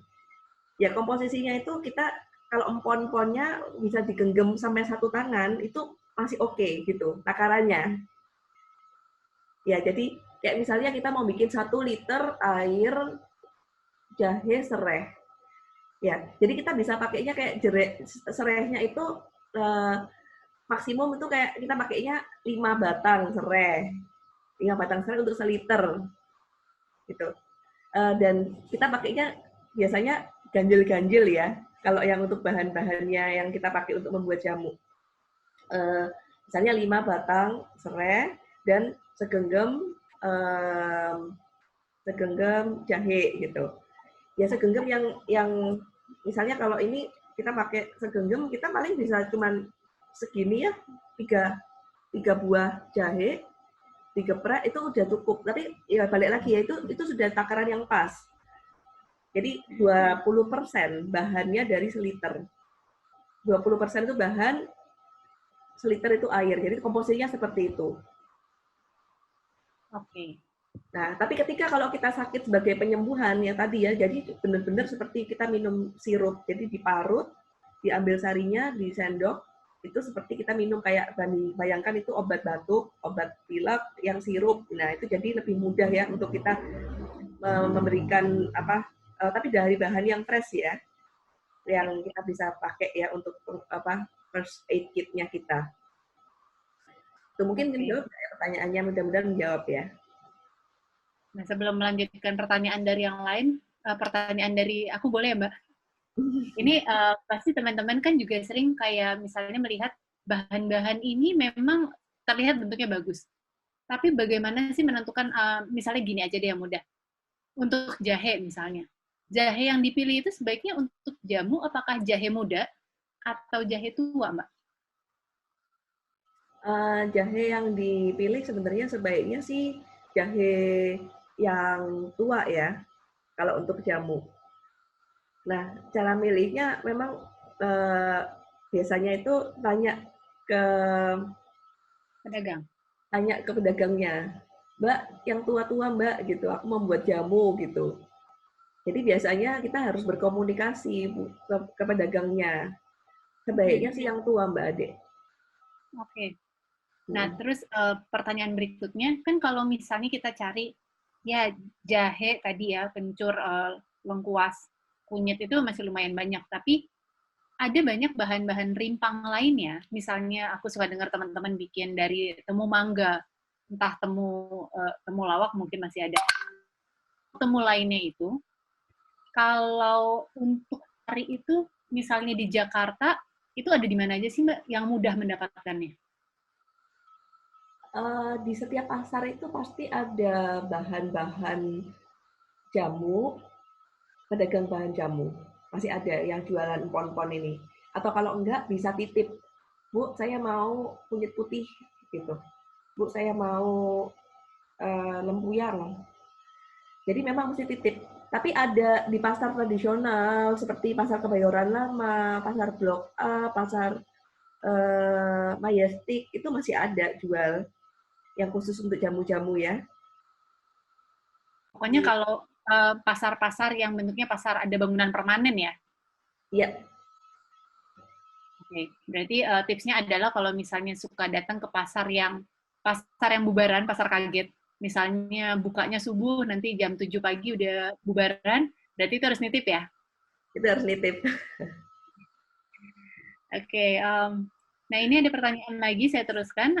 Juga dari D3 Jamu Poltek ke Surakarta, berarti teman yang tadi nih. Mbak Fitri ini bertanya, jarak yang tepat untuk mengkonsumsi jamu dengan obat kimia itu harus selang berapa jam kira-kira? Untuk selangnya sekitar 3 jam, Mbak. Jadi di sela-selanya jangan lupa juga minum air ya yang banyak ya, karena kan minuman obat yang kimia itu kan tidak pasti ada efek samping ya gitu untuk kayak ke ginjal. Jadi mesti dijembatani dengan banyak minum air gitu. Oke. Nah ini terkait barusan Mbak Nova bilang tentang ginjal. Ini sempat ada 2 pertanyaan yang juga serupa. Ini boleh nggak sih minum jamu setiap hari? Apakah endapan di jamu ini aman untuk ginjal? Soalnya ada beberapa orang yang juga katanya nih kalau terus-menerus bisa bikin sakit ginjal nih. Ya jadi ketika kita mengembalikan balik lagi ke komposisi ya. Ketika kita minum jamunya seberapa banyak gitu kan. Sehari misalnya kita bikin kemasan yang kalau yang ini kan kemasan yang 350 ini yang banyak kandungan airnya ya, yang bisa memang minuman untuk seger-segeran gitu kan. Kayak kita misalnya pilih yang makanya mesti tahu juga loh. Rasanya setiap pedagang kan beda-beda ya yang menjual jamu. Sebenarnya kita bisa sekali satu hari itu cukup minum di ukuran 150 atau 140 cc yang ukurannya botol kecil ya. Jadi di botol kecil ini memang yang untuk satu kali minum udah cukup. Minum jamu mesti juga jangan lupa tadi yang saya bilang, minum airnya tetap harus 2 liter per hari. Nah, tapi memang variasi jamunya yang mesti diselang-seling ya. Boleh minum tiap hari. Jadi misalnya hari ini saya minum rosella, besok saya minum kunyit, besok minum beras kencur, besok lagi serai telang, besok asam jawa. Jadi diselang-seling gitu. Jadi memang kayak kita di Suara Jamu bekerja sama bareng-bareng juga ya dengan jamu.com dan ada Instagramnya juga ya, Jamu Kakak. Nah itu juga ada program minum jamu 28 hari Mbak Ade. Nah itu memang kita diajak untuk membangun stamina yang menjaga imunitas dengan minum jamu. Nah, itu juga selang-seling programnya. Jadi kita yang memang kita buat di situ tuh untuk memang menyeimbangkan. Jadi bekerja sama dengan jalur rempah juga kita mau membuat suatu ajakan yuk minum jamu secara rutin. Kalau minum jamu nggak rutin juga nggak bisa terasa manfaatnya. Dan apalagi ini untuk pandemi COVID-19, we have to build our stamina kan. Nggak bisa cuman, kalau minum jamu toh ya nggak bisa, tetap harus ada makan sehat, hidup dengan higienis. Tapi setidaknya jadi bagian perjalanan rempah dan jamu ini menjadi suatu kebiasaan baru ya, habit baru gitu untuk tubuh kita supaya bisa sehat. Ya, jadi balik ke tadi ya mengenai dosis gitu, berarti bukan berarti jamu ini minuman sehat, lantas kan sekarang banyak yang jual jamunya mungkin 1 liter supaya pengirimannya mungkin jadi lebih murah gitu kan, belinya langsung bulking. 1 liter itu bukannya langsung diminum 1 liter dalam 2 hari atau 1 liter sehari ya Mbak, tiba-tiba langsung, oh nih aku kumpulin selama sebulan nggak perlu minum jamu lagi gitu. Oke, nah ini ada pertanyaan dari Mbak Teni Indriati. Untuk suara jamu sendiri dalam memproduksi jamu, misalnya kunyit asam, itu apakah kunyitnya dikeprek atau ulek manual atau menggunakan blender? Terus ini apakah akan mempengaruhi cita rasanya? Karena pengalaman tangan saya yang terkena CTS, CTS itu carpal tunnel syndrome ya, sehingga tidak mampu untuk mengulek kunyit lagi. Ya, jadi untuk saya kalau membuat sendiri di rumah itu saya bisa jadi beda ya. Kalau kita untuk personal use dan untuk industrial use pasti kita peralatannya pasti beda. Jadi untuk industrial use meskipun itu small scale industry kita bisa menggunakan blender. Seperti suara jamu sendiri juga pasti ada peralatan-peralatan yang bermacam-macam ya, dari geprekan, dari blender, dari tumbukan, semua kita pakai ada beberapa proses yang memang harus dilakukan dengan peralatan yang berbeda-beda. Jadi boleh sekali di blender. Oke, berarti rasanya harusnya sama aja ya? Ya, rasanya sama, cuman lebih ke teksturnya ya. Blendernya juga harus ada uji cobanya, blendernya sehalus apa, nanti perosannya, mesh-nya berapa diameternya. Jadi kan ini pengaruh ke end product-nya. Jadi memang tergantung dari tingkat how fine you want to produce your jamu. Oke. Nah, ini pertanyaannya juga menarik dari Gerardine Emeralda. Ini dari Unjani. Mau bertanya tentang apakah empon-empon ini bila digunakan secara kombinasi dalam satu minuman, misalnya jahe tambah kunyit gitu, akan lebih baik manfaatnya dibanding pemakaian tunggal? Ya, jadi untuk tentunya kalau misalnya dicampur maksimum mungkin kita bisa pakai patokan tadi ya, patokan kita pakai semuanya itu dari tangan. Jadi kayak misalnya maksimum itu 5 empon-empon kalau mau dipakai. Jadi pasti khasiatnya lebih komplit ya gitu.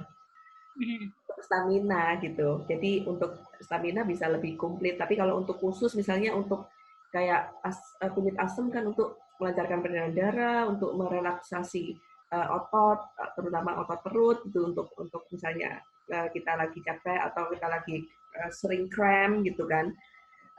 Jadi tentunya lebih baik kalau misalnya lebih banyak, tapi tentunya lebih general ya jadinya ya untuk kegunaannya. Iya. Oke, nah ini pertanyaannya mulai tentang bisnisnya nih, dari Kamarati. Semua produk jamu suara jamu ini udah memiliki izin PIRT.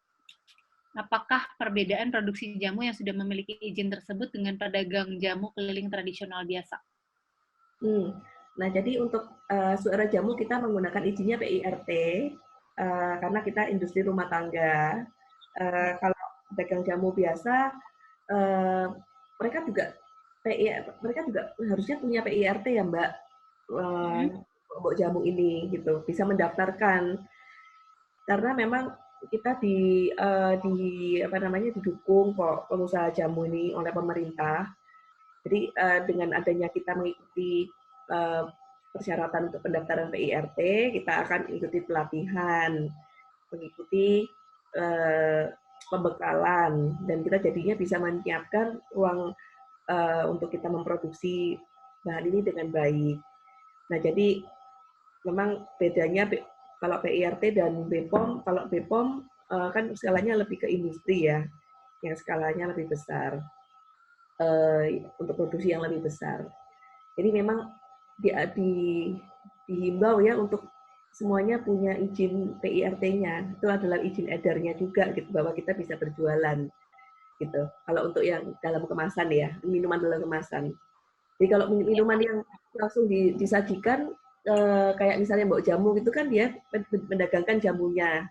Jadi udah dimasak kan tinggal diseduh. Kecuali mbok jamunya jualan botolan. Nah, botolan ini sebaiknya ada izinnya. Tapi kalau udah dalam kemasan. Tapi kalau misalnya disajikan langsung itu banyak kan mbok jamunya tidak ada izinnya. Lebih ke karena dia membuat ya kayak pedagang ini ya, pedagang kaki lima jual bakso, jual mie gitu kan, dia juga seperti itu ya, mendagangkan dagangannya, buat jajan-jajan pasar gitu.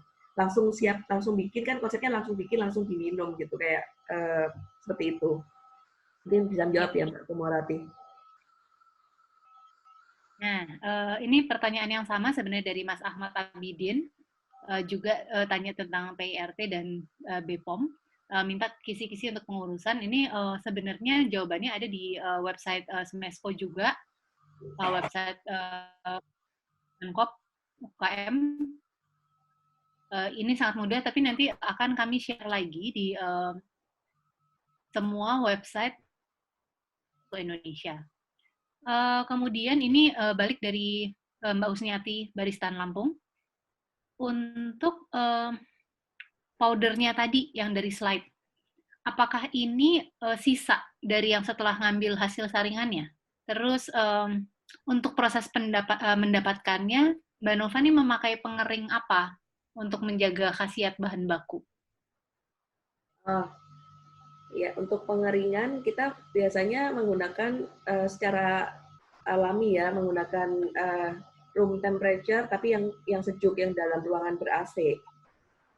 Jadi memang dibiarkan gitu, atau dengan kipas angin, ada ruangan yang dengan pengeringan dengan kipas angin. Ada juga yang pakai dehydrator, jadi ada bermacam-macam ya. Kalau misalnya untuk pengeringan tidak langsung terekspos dengan matahari.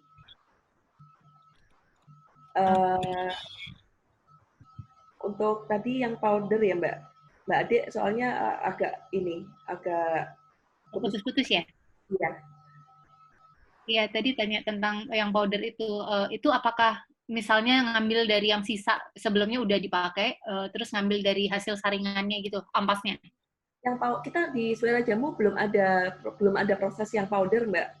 Kita pakai yang pengeringan ya, atau yang kita sebut yang tadi jamu pisan, itu yang seduhan dan yang ready to drink. Jadi belum ada jamu yang bubuk. Jadi kalau saya membuat minuman yang bubuk, saya masih saat ini fokusnya masih di bahan-bahan fresh dan bahan kering, belum mengolah sampai bubuk. Tapi sedang kita ini ya coba untuk bisa bersama dengan kolaboratif partner ya, untuk bisa membuat yang kan harus fokus ya, membuat jamu ini bahannya prosesnya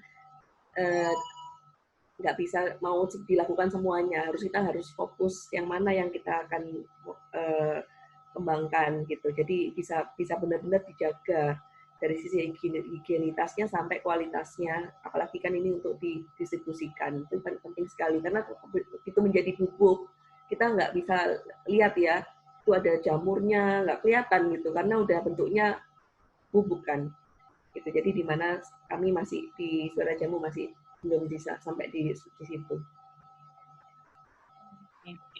Nah, ini aku kembali ke soal bisnisnya lagi ya Mbak ya, balik ke Suara Jamu. Dan mungkin kan saya lihat teman-teman di sini kalau dari data yang saya baca dari pendaftaran, itu ada beberapa yang juga punya usaha jamu sepertinya. Mungkin nanti bisa share di sini. Tapi yang saya ingin tahu nih, gimana sih Mbak sebenarnya potensi jamu dalam bisnis kuliner ke depannya? Apakah maksudnya selain bisnis yang berdiri sendiri kan kayak Suara Jamu ini berdiri sendiri dengan jamu sebagai bintang tamunya, bintang utamanya, sorry. Apakah mungkin juga ini masih menjadi apa ya potensi bisnis yang baik dalam tambahan misalnya restoran atau kemungkinan bisnis model yang lain tapi meletakkan jamu di situ? I think the potential is still very big.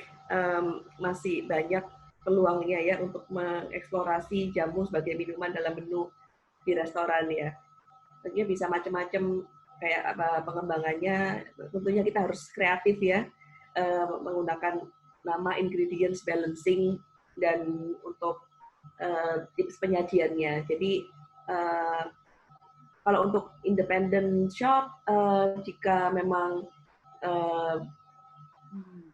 ada passion di situ untuk fokus hanya di jamu, karena memang PR-nya akan lebih challenging dibandingkan jika ada minuman pendukung yang lain seperti kopi atau minuman-minuman yang lain ya. Jika hanya menjual cuma satu macam produk jamu aja gitu. Jadi memang variatif produk memang lebih unggul dibandingkan hanya satu macam gitu untuk tips teman-teman. Oke. Nah, kemarin aku ini sempat melihat di kayaknya Instagramnya Suera Jamu deh. Ada resep membuat puding kunyit asam ya, Mbak? Iya. Nah, ini menurut saya jadi sesuatu yang sangat menarik. Mungkin teman-teman di sini yang tidak semuanya berbisnis jamu atau juga berbisnis jamu tapi mau mencoba menawarkan bentuk lain. Ya, selingan aja, mungkin bukan produk utama gitu, tapi di mana ini kan lagi bulan puasa, semua orang mencari sajian untuk berbuka. Biasanya mungkin bikin puding coklat atau puding kelapa. Kalau yang ngomongin segar-segar ini tiba-tiba ada kunyit asam. Aku sendiri langsung berpikir kunyit asam ini kan dari semua jamu termasuk salah satu yang rasanya paling ramah. Ramah artinya buat orang yang mungkin belum biasa sama jamu, mungkin ini sesuatu yang masih pas diminum langsung mau deh, nggak ada penolakan dari awal gitu. Tapi kan kunyit asam juga mungkin bisa ya Mbak ya, kayak ditambahin parutan kelapa misalnya. Nah, pertanyaanku sebenarnya ada nggak sih yang nggak boleh dipadukan dengan jamu-jamuan ini? Jadi untuk kreasi makanan atau minuman yang di dalam jalur jamu itu bukan dibilang nggak boleh dipadukan ya, tapi mungkin kalau kita ngelihatnya itu bagaimana bisa mengkomplement satu sama lain gitu. Karena kalau kita memang pakainya bahannya semua fresh. Ada bahan yang misalnya kayak air kelapa gitu kan. Air kelapa dan dipakai dengan kunyit. Sayang gitu ya, karena air kelapa ini punya khasiat isotonik yang bisa dan untuk detox badan gitu ya. Jadi minumnya rasanya pun juga enak banget gitu, minumnya by itself.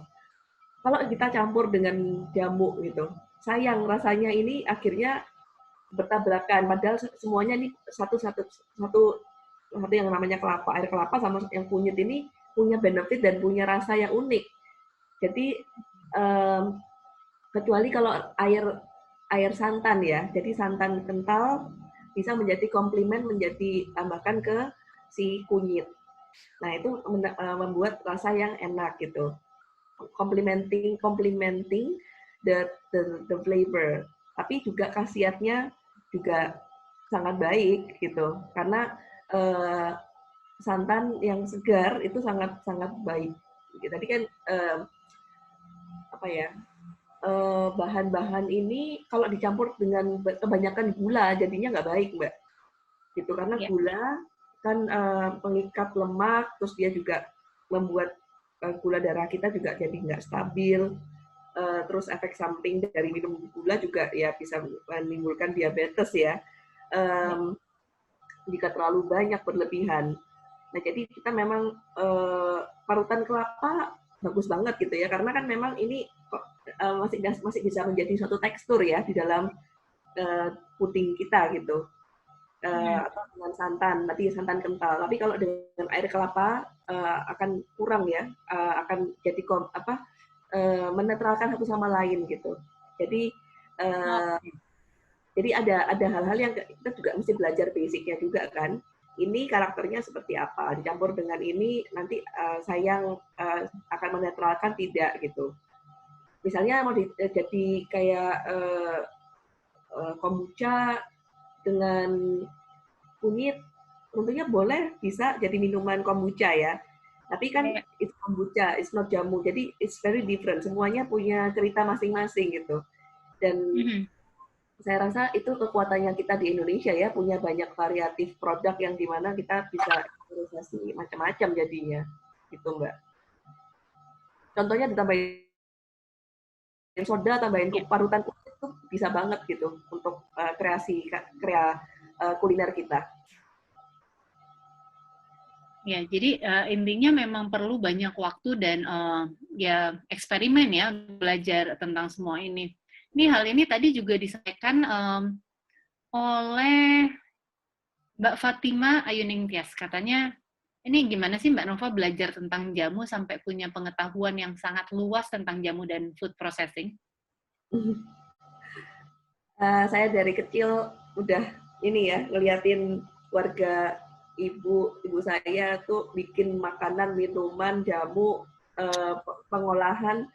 Saya tuh orangnya karena jadi bagian sehari-hari minum bareng-bareng ya, jadi senang diceritain, didongengin ya sama sama tante saya, sama oma saya, sama nenek saya, sama ibu saya, khasiatnya minum jamu meskipun pahit, jadi khasiatnya apa.